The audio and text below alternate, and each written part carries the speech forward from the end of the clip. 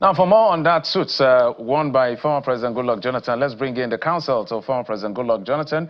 Emmanuel Anene joins us from Abuja studio. Mr. Anene, thank you for coming on the program. Yeah, thank you. Good afternoon, Nigerians. And thank you for having me. Sigh of relief, excited, it's over. How would you describe this?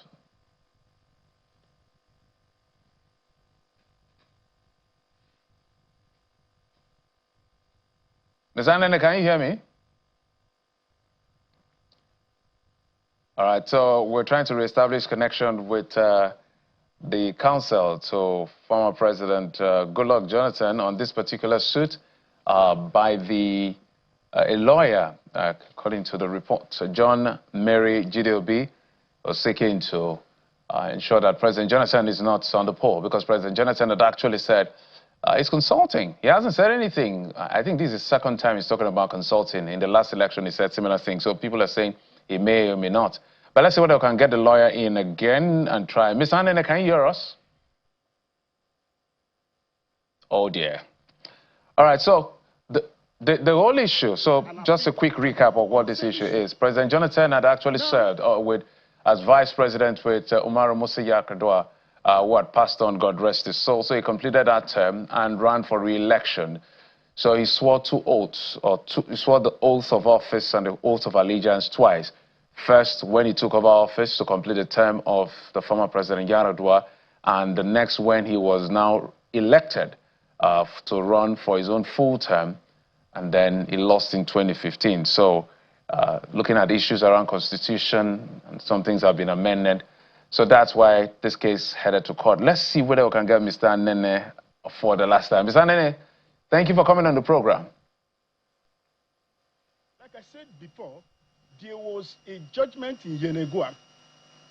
Go ahead. In a case instituted by Andy Solomon and Abraham against former President Jonathan on the issue of Section 137, subsection 3 of 1999 Constitution as amended.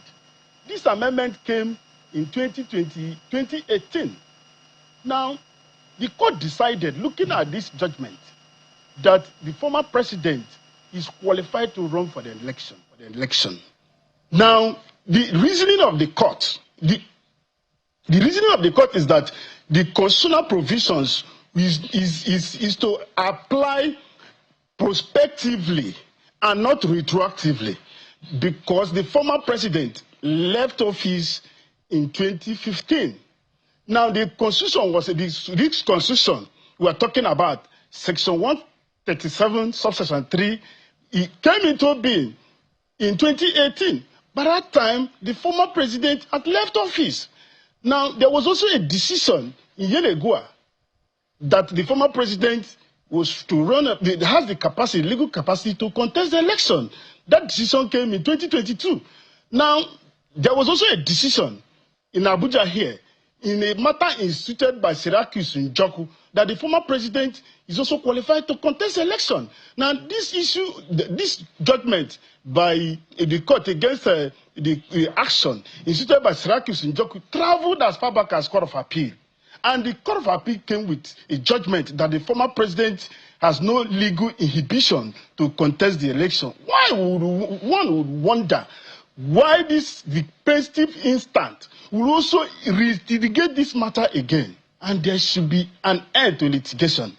Now, the issue is the same.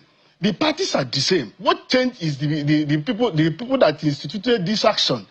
Now, this raises the issue of issue estoppel.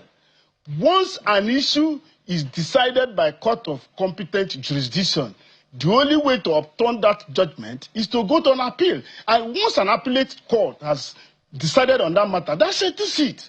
This is not only forum shopping, it's abuse of court process, and they want to throw the court into ridicule. And Nigeria should not accept this one. God so kind that Honorable Justice Lifu came to our rescue and rescue of Nigerian, because Nigerians are being ridiculed. And former president, let me sign this warning. Former President Jonathan should not be put in a position where he will regret voluntarily handing over power to Buhari, even when the result of that election is being awaited. And there are good grounds, veritable grounds to challenge this election. But former President Jonathan, against all odds, against every advice, decided to concede power. Nigeria should applaud him for that.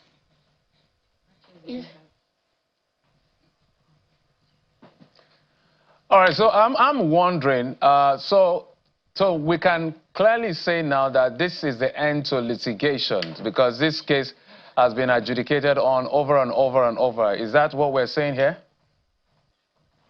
This is end to it. There is nothing. You cannot just wake a dead horse. It's the amount of flogging a dead horse. A dead horse is dead. There are judicial pronouncements. This judgment that came today is just to amplify the amplified judgment that was already taken by court of competent jurisdiction. You could have challenged it in court, but there is nothing to challenge. Look at the award of 20 million naira against the plaintiff and even 1 million awarded in favor of Attorney General. It is needless. This is a mere distraction. But then, former President Jonathan has not even told anybody that he wants to contest. Is it when anybody wake up and start disturbing Mr. President because he handed over the power voluntarily? If Mr. President said, I want to contest election, what wrong would this plaintiff instance would have suffered? Is he an aspirant in that election? Does he want to contest election? These are the questions. He's a busybody. He just wants to attract attention to himself and distract former President Jonathan from what he's doing. Former President Jonathan is a full-fledged Nigerian and he has legal and constitutional right to contest to seek re-election into that office. That is the judgment of the court today.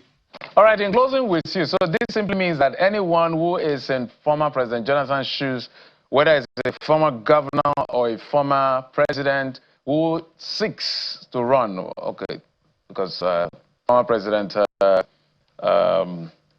OBJ, Obasanjo, he did his 2 terms.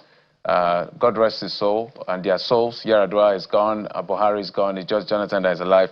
So that's why I cannot say, maybe any other person, maybe who is a governor who is in this kind of situation, can actually go home and say, okay, with this judgment, since the Constitution was amended after it happened, they are good to go. Is that what we're saying now, according to what this judgment... No, let me clarify this impression.